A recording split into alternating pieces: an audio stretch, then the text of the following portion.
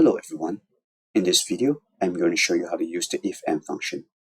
So we use the if-and function when there are two more criteria in a logical test that we want to check. And let's go straight into the example.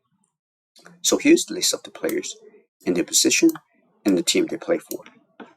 So for the task, we want to tag all the shooting guards as G who play for Atlanta Hawks as yes and the rest as no. So in this case, we want to use the if-and function.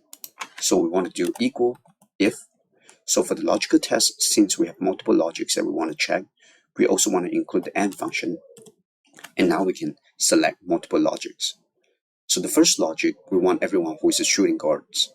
So we want to do B2 equal to SG because we want to check if a player is a shooting guard. So for logical 2, we want a team to be Atlanta. So we want to do C2 equal Atlanta Hawks. And then we do the close parenthesis. Now we have all the logical tests that we want. And if that value if true is the value that we want to return if the criteria is met.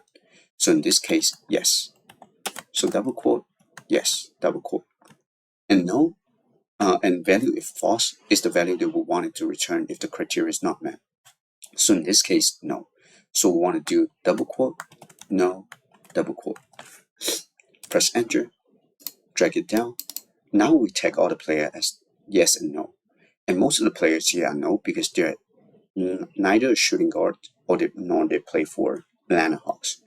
So what we can do here is we can do a check. So let's filter the team by Atlanta Hawks and then filter the position by shooting guard. And now we see all the shooting guard in Atlanta Hawks is tagged as yes. Alright, thanks for watching. I hope you enjoyed this video and I'll see you in the next one.